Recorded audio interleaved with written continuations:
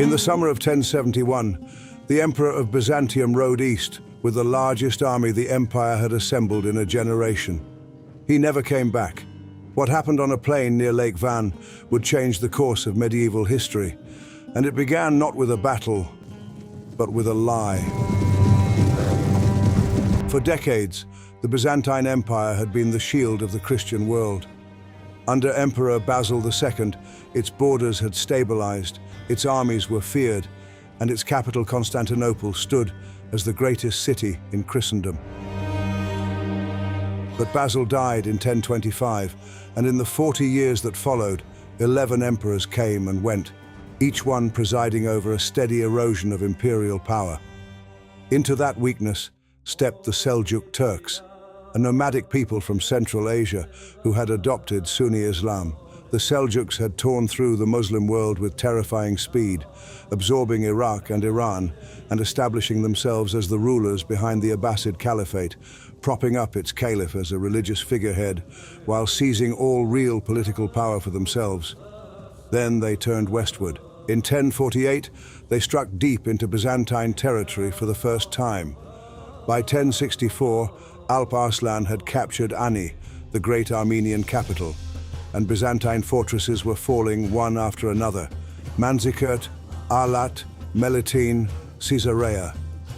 The eastern frontier was crumbling. In 1068, a new emperor took the throne determined to end it. Romanus IV Diogenes was bold, aggressive, and impatient. By 1071, he was ready to strike. He sent envoys to Alp Arslan offering peace, while the Sultan besieged Aleppo. The Sultan accepted, eager to secure his northern border. What Alp Arslan did not know was that the treaty was a smokescreen. Romanus was already mobilizing. When Seljuk scouts reported the Byzantine army on the march, Alp Arslan abandoned Aleppo and moved north at speed, using mountain routes unknown to Byzantine scouts. Neither man would stop now. Romanus moved his army east through the summer of 1071. Varangian guardsmen, Armenian and Bulgarian infantry, Balkan cavalry, and mercenaries from Normandy, the steppes, and beyond. The most reliable estimates place his total strength at around 40,000 men, with roughly 20,000 at his immediate command. Along the march, discipline frayed. His Norman mercenaries resorted to banditry, plundering Byzantine villages, until Romanus was forced to issue stern orders and keep them in line. At Theodosiopolis, his generals urged caution. Romanus chose to march. His intelligence placed Alp Arslan still in northern Mesopotamia. He believed he had time. He was wrong. Alp Arslan was already in Armenia, less than 100 kilometers away, his scouts tracking every movement of the Byzantine army, while Romanus remained blind to the Sultan's whereabouts. Approaching Lake Van, Romanus divided his force, sending 20,000 men under Tarchaneiots and Roussel toward the fortress of Kilat, while he advanced on Manzikert with the rest. Alp Arslan, learning of the split, immediately rode to intercept. On August 23rd, Romanus took Manzikert.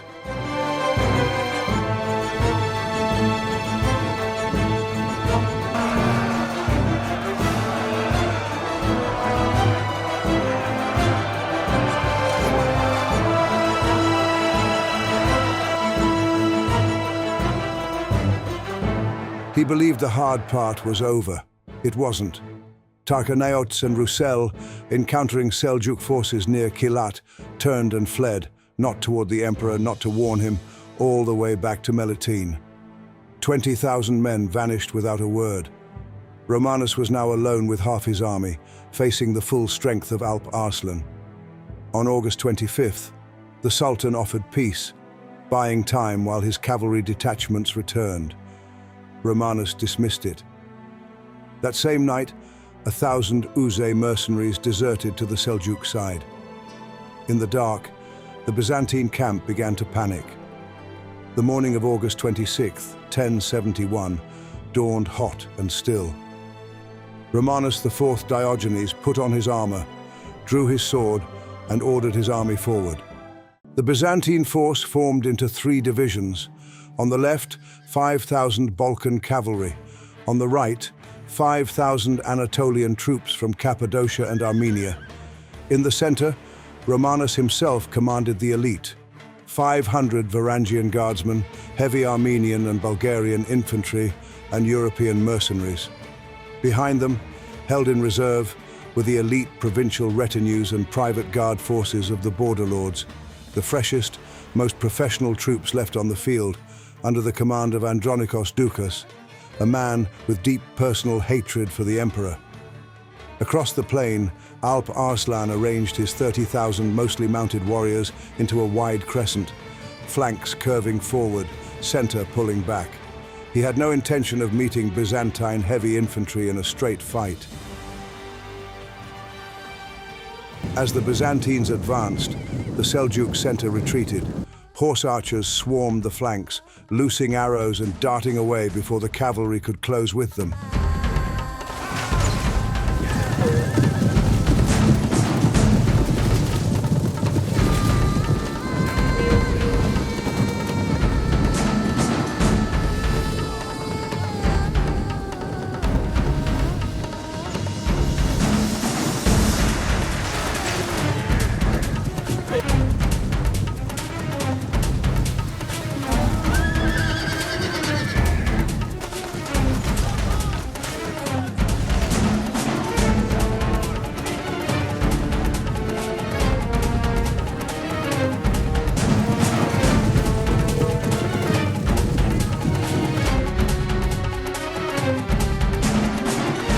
For over an hour, the Byzantine army marched forward in tight formation, absorbing the punishment in grim silence, the emperor holding his men together through sheer discipline.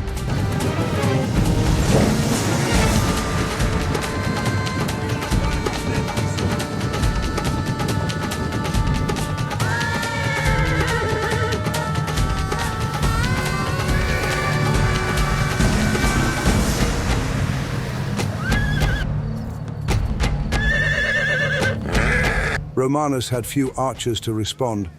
Most had departed with the Kilat expedition, but he kept the line moving, grinding forward, refusing to be drawn out of formation.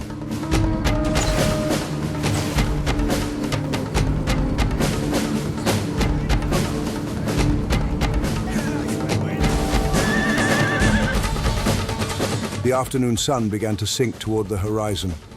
Romanus knew his camp sat undefended several kilometers to the north. A night raid would be catastrophic. With the Seljuks still refusing a pitched engagement, he had no choice. He reversed his imperial standard, the signal for an orderly withdrawal. But in the blinding dust and fading light, the army misread the sign. To the exhausted soldiers, a turning flag looked like a falling flag. Andronikos Doukas saw his moment. He did not just withhold his men. He spread a lethal rumor. The emperor is fallen. The day is lost. His fresh, elite troops, the men who could have held the line, turned and marched away before firing a single arrow.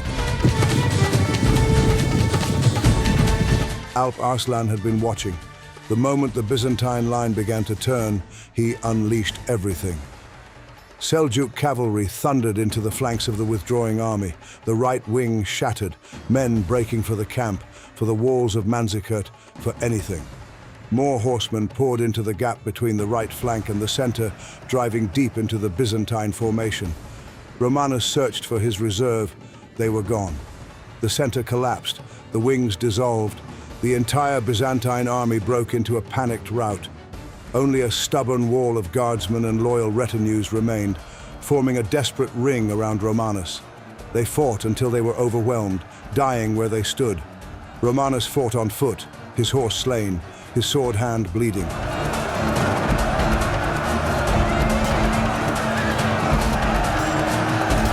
Surrounded by a sea of enemies, the master of the Roman world was dragged into the dirt by a low-ranking Seljuk trooper who didn't even know his name. The Battle of Manzikert was over. The next morning, Romanus was brought before Alp Arslan in chains. The Sultan made him kiss the ground, then placed his boot briefly on the emperor's neck. Then, almost immediately, he lifted him to his feet, forgave him, treated him with dignity, and opened negotiations. The treaty was mild. Days later, Alp Arslan sent Romanus home with gifts and an honorary escort. It was a remarkable act of generosity, and it changed nothing. Back in Constantinople, the Doukas family had already moved. A new emperor was installed before Romanus even returned. In the civil war that followed, he was captured and blinded so brutally that the wounds became infected. He died slowly on the island of Proti, destroyed not by his enemy, but by his own court. The real catastrophe was what came after. With Byzantine authority shattered and its eastern defenses unmanned, Seljuk tribes flooded into Anatolia virtually unopposed. Territory the empire would never recover. 25 years later, Pope Urban II called the Knights of Western Europe to arms. The First Crusade had its roots in the dust of a plain near Lake Van. Manzikert did not kill the Byzantine Empire outright, but it broke something that could never be repaired, the belief that Rome's eastern wall would hold. It never held again.